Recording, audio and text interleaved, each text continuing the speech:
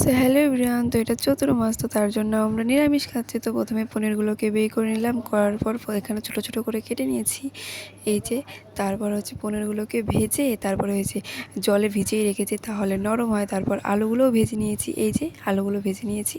তো তারপর এখানে হচ্ছে তেল দিয়ে দিলাম কড়াইয়ে তেল দেওয়ার পর হচ্ছে এখন দিয়ে দিলাম হচ্ছে জিরা দেওয়ার পর সব বাটা মশলাগুলো দিয়ে দিলাম, এই যে বাটা মশলাগুলো দিয়ে ভালো করে এখন কষাতে হবে, এই যে যতক্ষণ না কষছে। তারপর দিয়ে দিল হচ্ছে চিনি দিলে একটু কালারটা ভালো আসে, খেতেও ভালো হয়।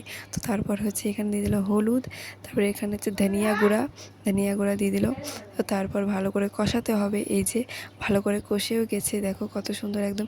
ভালো করে কষলে মানে খেতে ভালো হয়। তো কষেও গেছে। তো এখানে পনির শুদ্ধ জলটা ছিল, তো ওটাও দিয়ে দিল, এই যে দেওয়া হয়ে গেছে। তো তারপর এখানে দিয়ে দিল আলুগুলো দিয়েও ভালো করে কষিয়ে নিতে হবে, এই যে ভালো করে কষে গেলেই তারপর দিয়ে দিতে হবে জল দিয়ে তারপরে এখানে দিতে হবে হচ্ছে জিরা বাটা দিলেই হয়ে যায় আজকের পনিরের তরকারি। তো কেমন লাগলো জানিও।